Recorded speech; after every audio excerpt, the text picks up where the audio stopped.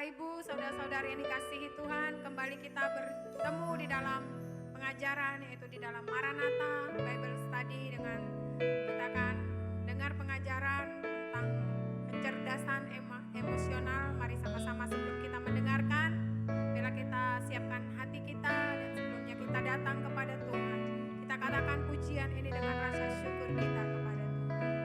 Terima kasih Tuhan, terima kasih. Engkau baik bagi setiap kami. Terima kasih Tuhan. Terutama di dalam hidup ini, meninggikan nama Yesus. Yang terutama di dalam hidup ini, memuliakan namanya.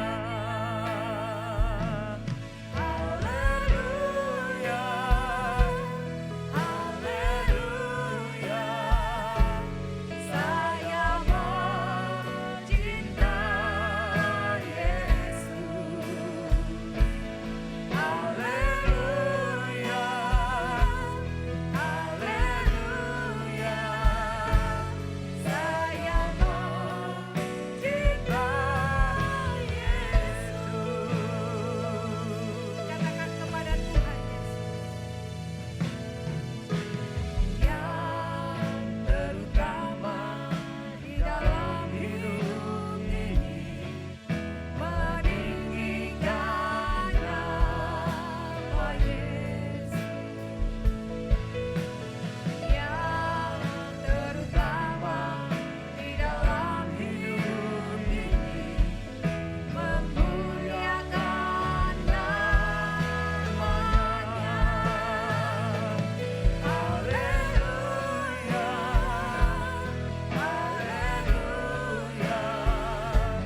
saya mencintai.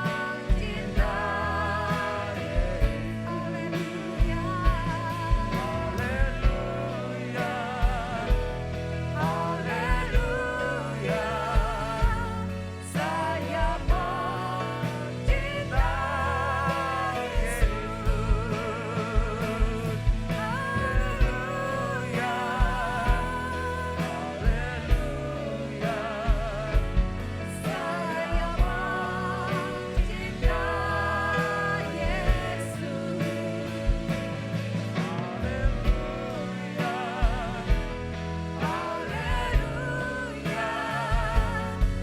mencintai Yesus. Saya mencintai Yesus. Saya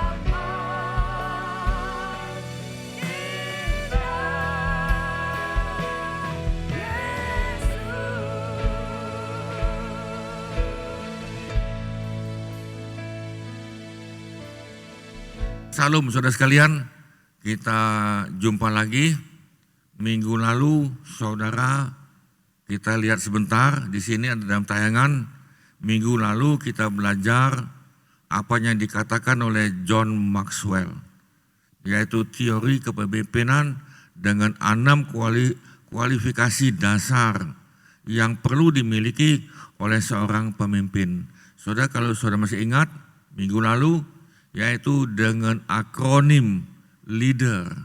Nah, LEADER ini saudara bisa lihat ya, yaitu L-nya learner, dia belajar.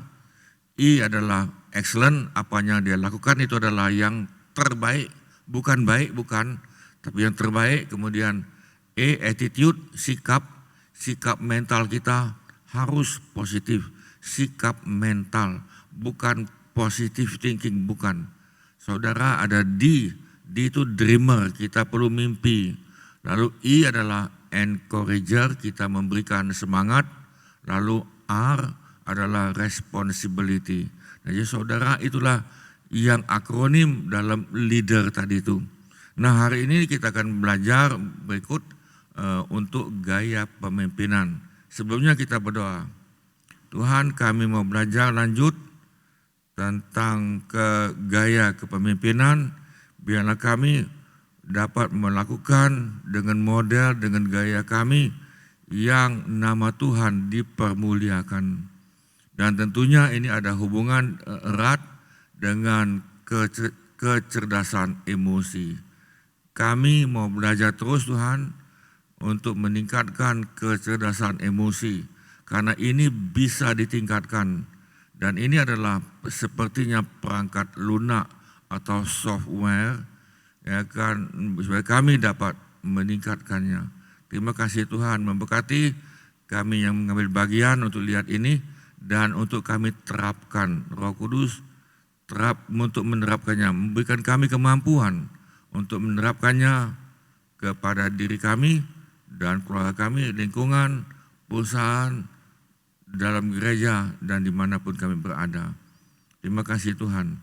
Kami kembalikan segala pujian dan hormat hanya pada Tuhan Yesus. Di dalam nama Tuhan Yesus kami mohonkan. Amin. Nah, salam saudara sekalian. Nah, kita masuk di sini dengan pelajaran yang berikut, nyambung minggu lalu. Sekali ini dengan gaya kepemimpinan. Nah, gaya kepemimpinan tentunya beda-beda. Kenapa beda-beda? Sebab Tuhan memberikan pada saudara talentanya berbeda, kemudian kepandaiannya yang berbeda, dan kita diberikan Tuhan itu adalah DNA-nya berbeda, dan semuanya beda. Jadi saudara, karena kita ini beda-beda, saudara jangan iri hati. Ya kan, nah di sini, ya kan, iri hati membuat kekacauan. Dalam Yakobus mengatakan, karena ada iri hati dan ada pertengkaran, lalu itu membuat kekacauan. Baik itu dalam rumah tangga, baik itu dalam sekolah, usaha dan pekerjaan, maupun dalam gereja. Nah saudara, kita jangan iri hati, amin. Nah kita lihat ini nih, saudara harus sadar bahwa kita diciptakan itu berbeda-beda. Anak kembar pun beda, ya kan, gaya kepemimpinannya beda. Nah saudara, seorang pemimpin memegang peranan penting dalam kesuksesan sebuah organisasi, karena keberhasilannya dipengaruhi oleh pimpinannya sendiri. Jadi saudara, sebuah organisasi, entah itu perusahaan, sekolah, bisnis, maupun dalam gereja, maupun itu dalam rumah tangga, keluarga, itu adalah sebuah organisasi. Saudara, suami, istri dan anak. Nah 3 ini. Nah itu kan organisasi itu. Nah saudara, kita masuk lagi di sini. Kepemimpinan merupakan proses. Saudara perhatikan di sini. Proses untuk mempengaruhi orang lain. Jadi saudara sebagai pemimpin, saudara belajar untuk mempengaruhi orang lain, untuk melakukan kegiatan. Nah untuk apa ini? Supaya mencapai tujuan bersama. Jadi saudara, sebuah organisasi itu mempunyai tujuan. Nah rumah tangga tentunya mempunyai tujuan. Apa tujuan tadi? Dalam Alkitab mengatakan, dalam Alkitab, ya kan, terutama dalam Maliaki pasal 2, rumah tangga itu mempunyai tujuan adalah saudara nikah, mempunyai tujuan mempunyai anak Tuhan, mempunyai keturunan ilahi. Nah itu punya tujuan. Demikian juga dalam gereja. Dalam gereja tujuannya bukan cari duit, ya. Gereja dibuka untuk cari duit, memperkaya diri sendiri. Itu bukan, nggak ada dalam Alkitab, nggak ada ditulis seperti itu, ya kan, saudara. Nah kecuali kalau organisasi memang tujuannya profit, laba atau keuntungan, itu beda lagi. Nah tentunya gayanya beda-beda nih. Ya kan saudara, ada lagi tujuannya adalah sosial dan sebagainya. Nah saudara, kita lihat di sini ya. Nah kita lihat jenis gaya kepemimpinan. Gaya kepemimpinan jenis yang pertama, tentunya saudara lebih ini cuman hari ini saya cuma cantumkan 7. Hari ini hanya 7, tetapi saudara bisa tambahi. Ya kan, banyak gaya kepemimpinan itu, bukan 7 sebetulnya, banyak. Nah, tapi kita tidak selengkap apa yang kita perlu pelajari, tidak. Kita hanya sebagian-sebagian saja. Nah, saudara, gaya kepemimpinan itu optimis. Ya kan, optimis gini. Yuk kita menerapkan kecerdasan emosi. Yuk, baik itu dalam rumah tangga kami, kita terapkan di dalam gereja, sekolah minggu, musik, yang lain-lain. Yuk kita terapkan ini. Kita terapkan kecerdasan emosi. Nah, saudara, gaya saudara ada 2 itu. Dia optimis. Yuk mari, ada satu lagi. Dia pesimis. Apaan itu? Ya kan? Ya kan, apaan itu tuh kan? Mana ada. Nah, dia pesimis. Nah, kalau yang pesimis tadi itu, saudara, dia akan cuek, sudah cuek, dia akan mengeluarkan kata-kata yang negatif, tidak membangun. Contoh lagi, Nehemia ketika dia membangun tembok Yerusalem, itu yang ikut dia ini optimis. Yuk mari ini. Tetapi ada yang pesimis. Ya kan, nanti dilompat oleh anjing, roboh, dia bilang tadi kan. Nah, saudara, ada yang pesimis. Nah, saudara, itu sudah lumrah itu. Contoh lagi, ada 12 pengintai. Musa katakan, coba kamu lihat di Kanaan, ya kan, tanah itu, tanah subur tadi. Saudara, hanya 2 yang optimis, yaitu Yosua sama Kaleb. Hanya 2. Ini kepala suku loh ini. Mereka 12 itu adalah kepala suku, pemimpin-pemimpin handalan. Ya kan, dari suku Ruben, dari suku Yehuda yang lain, semuanya adalah 12 suku Israel. Hanya 2 yang mengatakan kepala suku, kepala pemimpin ini. Yuk, bagus ini kan. Di sana, walaupun mereka menghadapi raksasa, tapi ingat, Tuhan kita lebih hebat daripada mereka. Nah, yang 10 ini pesimis, ya kan? Ngapain yang lain? Nah, saudara, itu ada gaya kepemimpinan.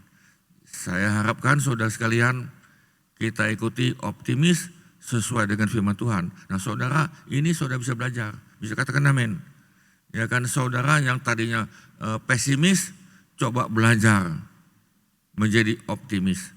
Yang kedua, demokratis.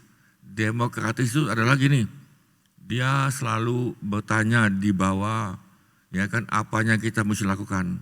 Bukan dia tidak tahu, dia tahu, ya kan, dia tahu. Jadi Nehemia dia juga tanya yang di bawah tadi itu, yuk kita mau buat apa ini. Bukan Nehemianya tidak tahu apa-apa, dia punya rencana, ya kan, dia sudah punya impian, tapi dia demokratis, dia tanya, ya kan, lalu dia dengar keluhan-keluhan, masukan-masukan. Ada yang pemimpin, sudahlah kau diam-diam, dah sudah saran-saran apa nih, ikut ya sudah. Nah, saudara, bukan itu. Yang ketiga, transformasi. Gaya kepemimpinannya adalah untuk mengubah, ya kan, mengubah yang pesimis diubah menjadi optimis. Yang berapa kali gagal ditransformasi supaya menjadi berhasil. Sikap mental negatif, sikap mental ini negatif, mental itu pikiran, ya kan. Nah, saudara, diubah menjadi sikap mental positif. Nah, ini pemimpin yang transformasi. Ini gaya kepemimpinan ini. Yang keempat, gaya kepemimpinan legislatif. Sudah kamu cobalah ini nih, ya kan. Dia berikan tugas pada bawahannya, yuk kamu jaga tadi, ya kan. Seperti Nehemia, dia mengadakan pendelegasian dia undang ini, dia diadakan bagi tugas yang lain. Sehingga saudara pembangunan tembok Yerusalem itu berhasil. Demikian juga dengan Bait Allah itu berhasil. Nah saudara, ini sistemnya Nehemia seperti ini tadi kan, legislatif dan delegatif, dan yang kelima pembinaan. Adanya training, ya kan, training ini. Nah kita bukan hanya lihat dalam Nehemia saja, tetapi di dalam gereja diadakan training. Yuk training, ya kan, guru sekolah minggu. Yuk training dalam kaum muda. Yuk kita training untuk menjangkau mahasiswa. Di training ya saudara, pembinaan. Nah itu gaya kepemimpinan, karena dia tidak mau, pemimpin itu tidak mau otoriter, hanya dia sendirian. Tapi dia membina yang di bawah. Nah dengan catatan yang di bawah ini akan muncul pemimpin-pemimpin yang baik, pemimpin yang handal, sehingga bisa kerjasama. Nah ini tim tadi, ya kan, bisa terjadi kerjasama dalam tim, sehingga untuk mencapai tujuan organisasi tadi itu. Tujuan gereja kita adalah, tujuan gereja kita ini yaitu menjangkau yang terhilang. Nah ini tidak bisa kerja sendirian, tapi dengan tim, ya kan, dengan optimis, demokratis, transformasi, delegatif, pembinaan, dan dengan tim ini menjangkau yang terhilang, memuridkan mereka dan melayani dengan belas kasihan sesuai dengan Alkitab di seluruh muka bumi. Nah saudara, yang ketujuh, dia visioner, punya impian ke depan. Itu kan yang katakan visioner, pemimpin, gaya pemimpin visioner. Saya ambil contoh lagi ini nih. Saudara, dulu di Indonesia ini kan belum ada mie instan, belum ada. Tapi ada seorang bapak, ya kan, bapak itu kalau sudah masih ingat, itu adalah bapak itu namanya Lim Swee Leong. Dia mempunyai impian ini nih, saya mau buka mie instan di Indonesia. Pertanyaan saya, apakah dia mampu buka itu? Enggak, dia enggak mampu, ya kan, tetapi dia mempunyai impian. Lalu saudara, saya dengan singkat, ya kan, dia buat rencana ini, rencana itu, akhirnya terbuatlah mie instan di Indonesia ini. Nah saudara, kita butuh gaya kepemimpinan visioner. Sekolah minggu, oh ini cuma 10, nah kita targetkan menjadi 20, yang 20 ditargetkan menjadi 80, menjadi 100, ya kan, 100 lebih dan sebagainya. Nah saudara, tentunya minta pertolongan Tuhan dan bukan dengan cara licik, bukan, ya kan. Nah saudara, kita masuk ini nih. Nah ini gaya kepemimpinan yang agak sopan dikit, kurang ideal. Kalau agak kasar dikit, kepemimpinan tidak baik. Nah itu tadi kan. Nah saudara, apa itu? Otoriter, ya kan. Sudahlah kamu diam-diam saja, sudahlah, ya kan. Aku sudah putuskan begini, kamu diam-diam, sudahlah, ikut ini, ya kan. Mau ikut ya sudah. Oh, ini kan otoriter ini nih. Tidak mau dengar masukan, ya kan, tidak mau dengar saran, tidak mau, ya kan, karena dia ada seorang pemimpin. Kamu ikut sudah, titik. Yang kedua, nah tadi pesimis, ya kan, ada pemimpin yang pesimis. Tidak berhasil lah, bagaimana kamu mau menerapkan kecerdasan emosional kamu, ya kan, tidak berhasil lah, tidak bisa lah itu, ya kan, kamu mau ngubah jadi keluarga kamu jadi keluarga yang harmonis, tidak bisa itu, ya kan, dalam gereja, oh tambah lagi itu.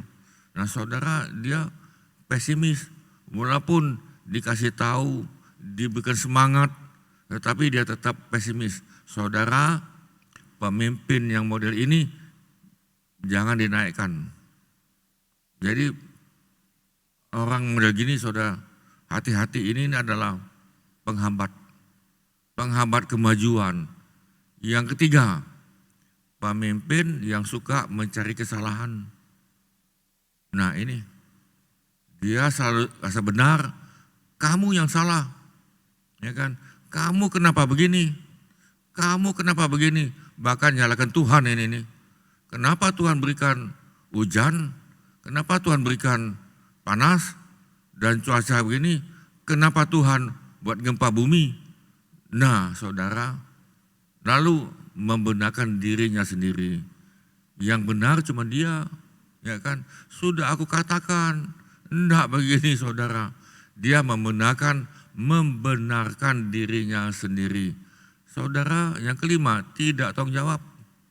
Pemimpin tidak tanggung jawab. Dari yang kecil tidak tanggung jawab. Saudara, ada lagi ini nih, dia mabok jabatan. Aku pengen ini, ya kan? Aku pengen menjadi, saudara kalau sudah lihat dalam jabatan itu ada lima jabatan dalam pelayanan, rasul, nabi, guru, ya kan, atau pengajar, satu lagi itu penginjil dan gembala. Oh aku mau jadi rasul ini kan, sudah jadi rasul pengen lagi jadi ini, aku mau jadi gembala. Dia mabok ini nih. Nah saudara, bukan ini. Memang kita boleh mimpi, tetapi jangan mabok. Ya kan, Nehemia mimpi, tetapi dia tidak mabok. Ya kan, oh aku mau jadi kaisar raja Babel ini, menggantikan Nebukadnezar. Nah itu bukan itu kudeta. 7, tinggi hati, sombong, ya kan, dikasih saran marah, diomongi sedikit marah, tersinggung, kecewa. Ini tinggi hati, tidak bisa jadi pemimpin, men. Nah saudara, ada pemimpin beracun. Dia bukan memberikan motivasi, tetapi kata-kata racun. Nah racun ini kalau sudah lihat itu sudah ada dalam Alkitab. Di dalam 2 Timotius kalau saya tidak salah, ya kan, saudara, itu ada puluhan. Ada puluhan orang beracun, toksit, ya kan. Racun itu toksit. Saudara, ke-9, ada lagi pemimpin yang merusak, ya kan, karena dia tidak memegang jabatan itu lagi, dia tidak memegang posisi itu lagi, lalu dia merusak.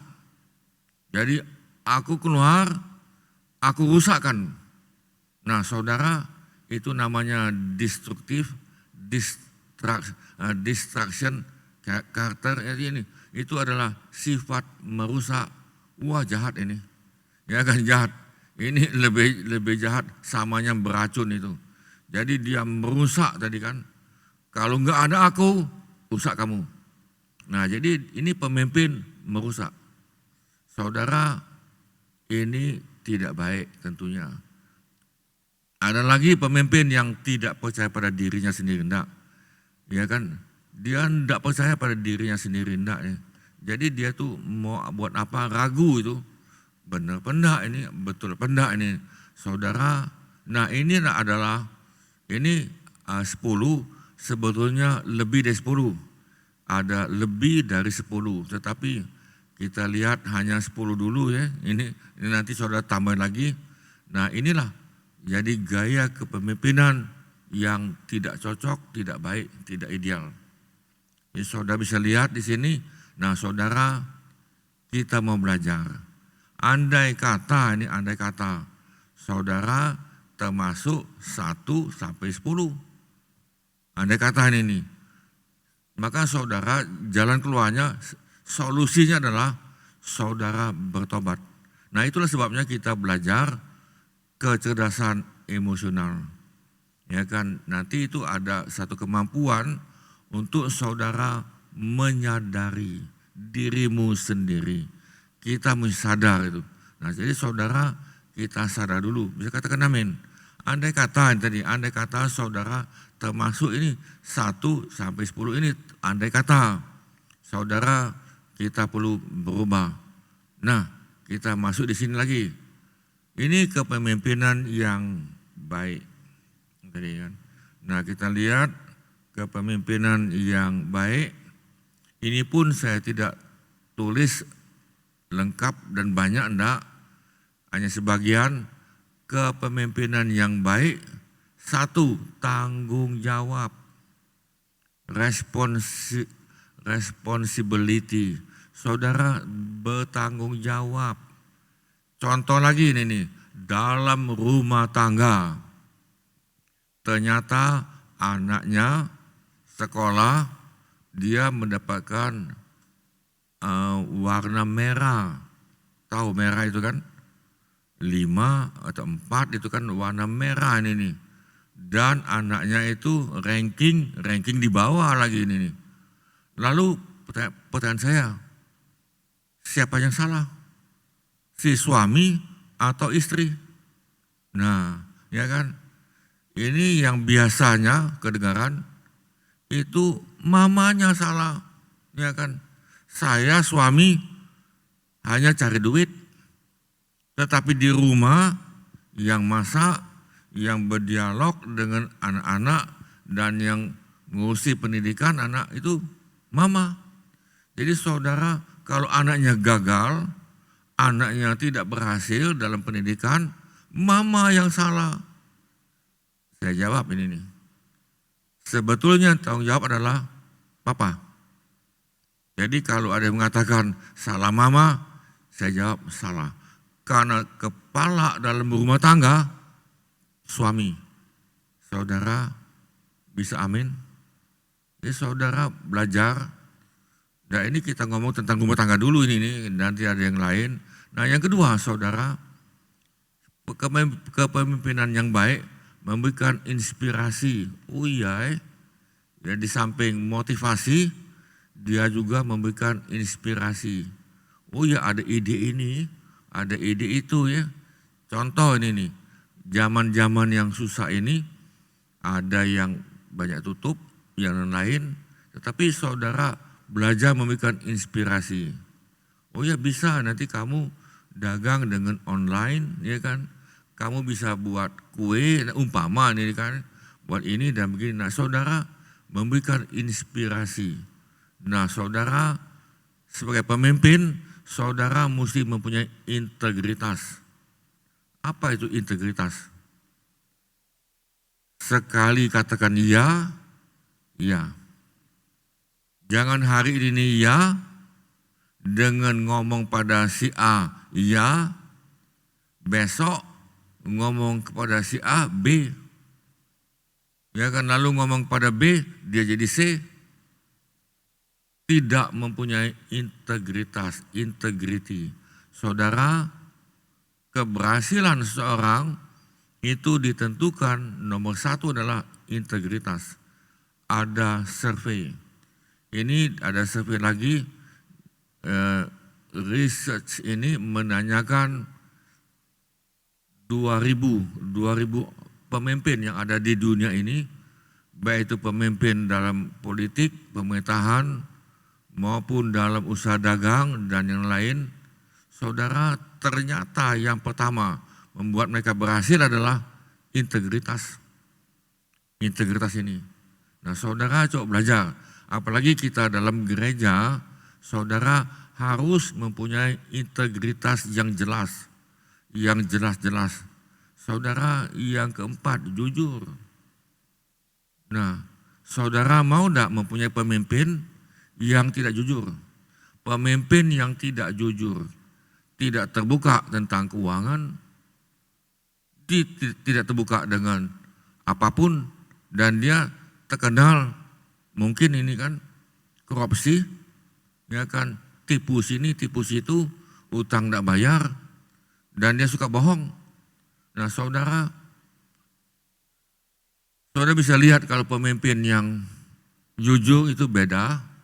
Nah saudara percaya diri, dia percaya dan dia mantap, ya kan, dan dia coba lakukan, bukan dia main apa itu asal-asalan, enggak. Dia percaya diri. Jangan begini, Bisa enggak ya? Rasa-rasanya bisa ya? Rasa-rasanya enggak ya? Coba-cobalah ini. Nah saudara itu tidak pede, tidak percaya diri. Yang keenam, seorang pemimpin yang baik itu mudah berkomunikasi. Dia mudah bergaul, mudah adaptasi, ya kan, lalu mudah komunikasi, masih itu hubungan, kalau ada yang mau ditanyakan, dan apalagi yang itu semua terbuka. Nah saudara, pemimpin yang baik itu mudah berkomunikasi.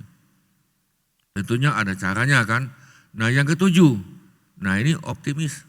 Ya kan, bukan dia pesimis, bukan. Dia optimis, oh ya bisa. Dengan Tuhan, dengan kekuatan Tuhan bisa. Seperti dua pengintai tadi itu, Yosua dan Kaleb, yang 10 tadi mengatakan di Kanaan itu memang tanahnya bagus, ya kan, anggurnya bagus, penuh dengan madu dan lain, tetapi dia bilang, mereka ini bilang yang 10 ini, bagaimana kita mengalahkan mereka?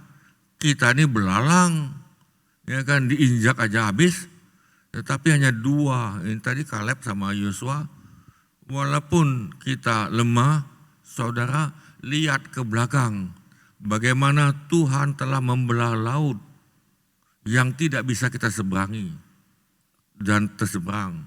Bagaimana kita keluar dari tangan Firaun yang kuat. Tidak mungkin kita sebagai budak bisa keluar bebas, tidak mungkin. Bukankah itu tangan Tuhan? Nah jadi saudara, kita andalkan Tuhan, bisa katakan amin. Nah itulah sebabnya kami selalu menganjurkan saudara, coba semakin intim dengan Tuhan. Semakin intim dengan Tuhan.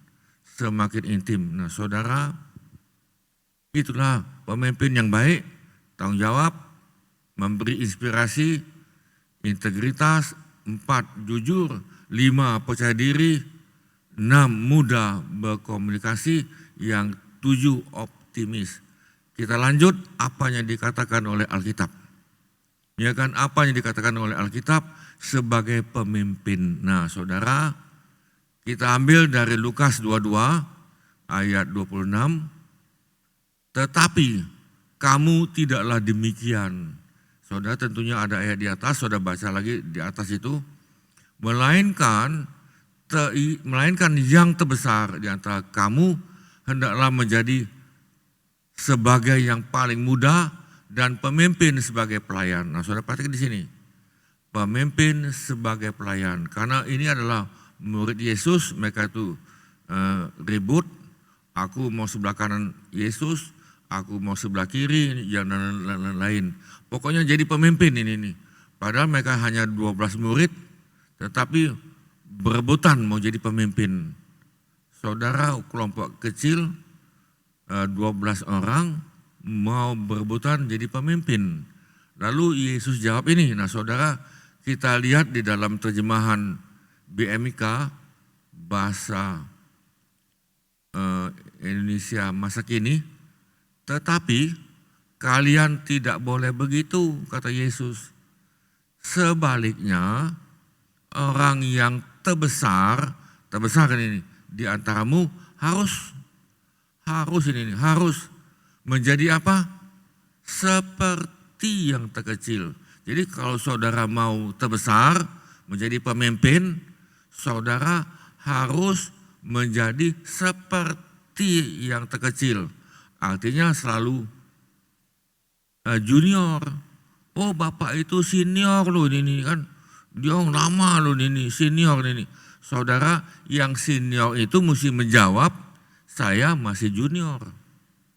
Ya kan, seperti yang terkecil.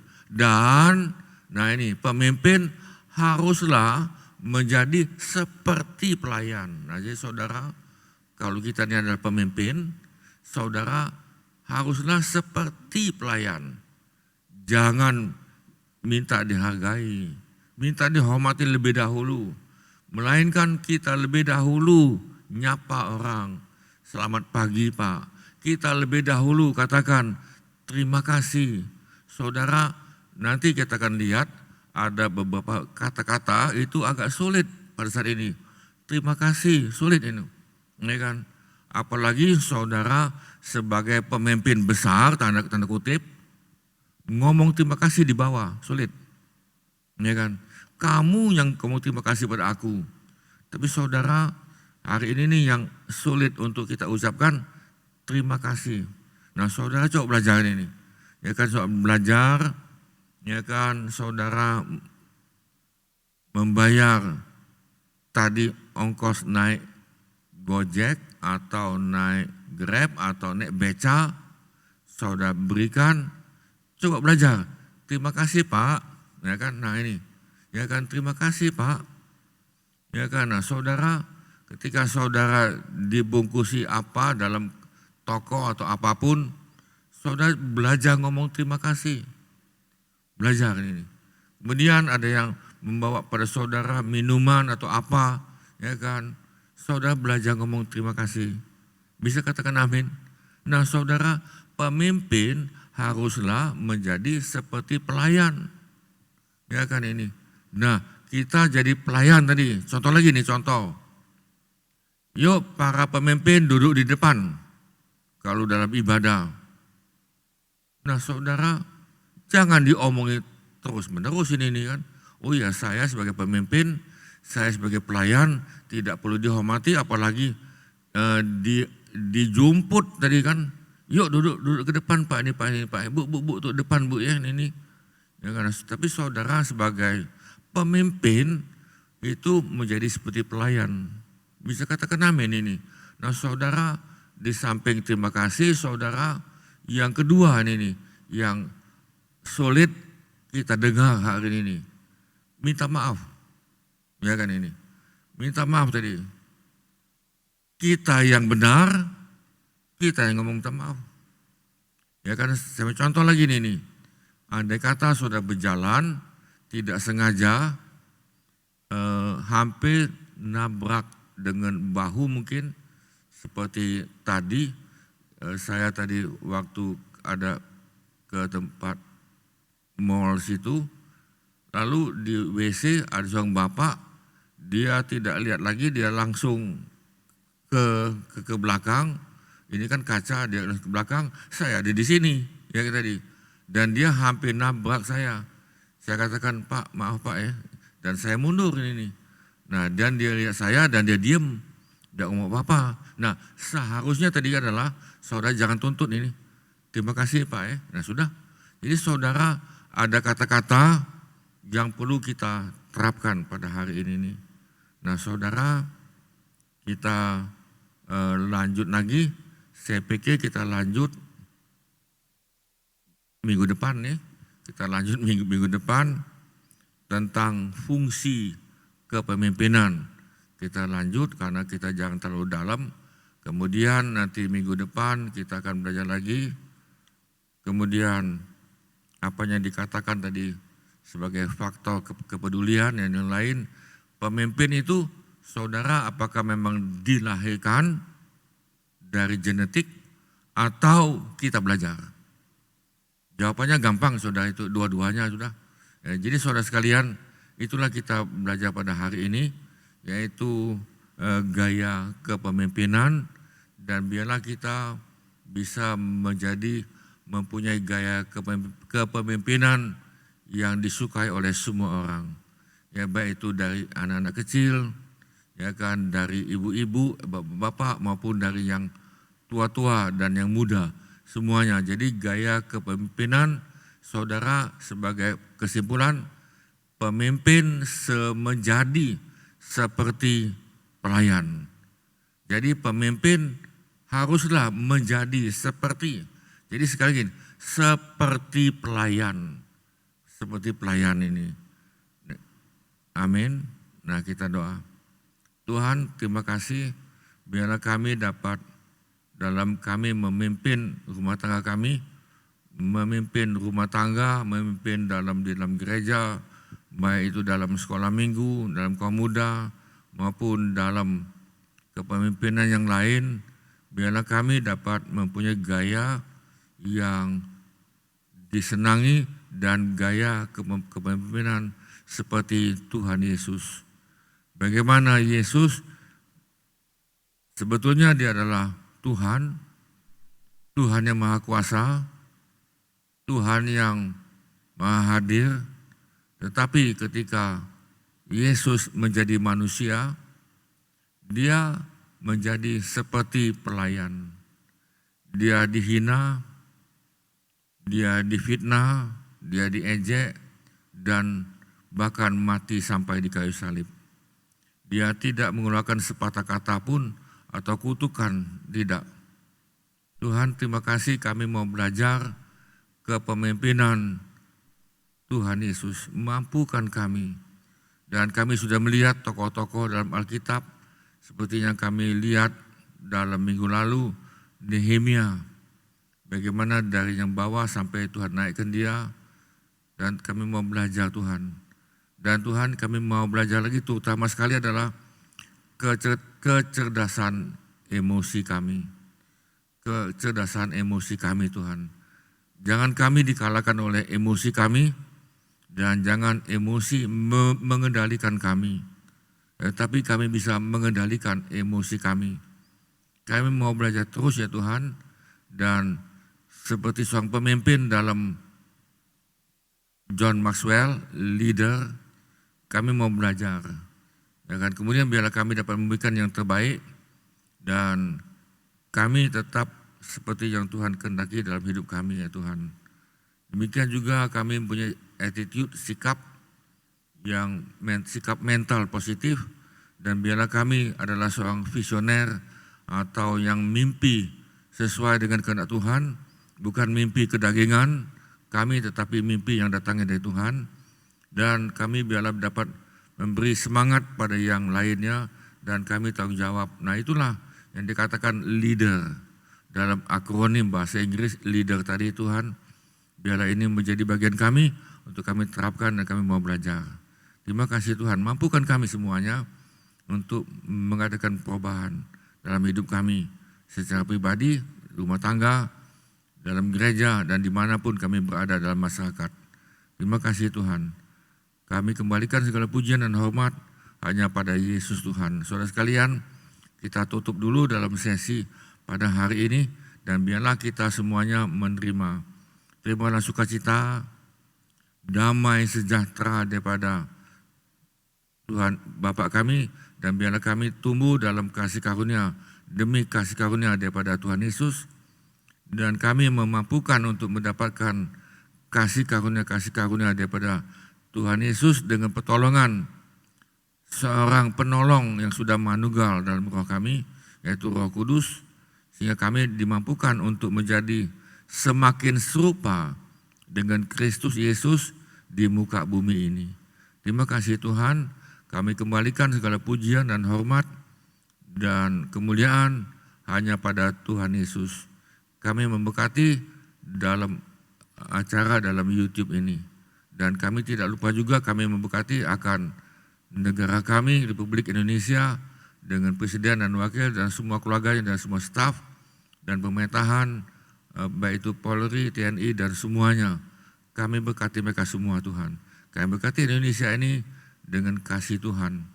Dan kami mohon tutupan dari Yesus melindungi negara ini. Terima kasih Tuhan, dan kami mohon dalam nama Tuhan Yesus. Saudara yang percaya katakan amin. Amin saudara sekalian. Sampai jumpa minggu depan.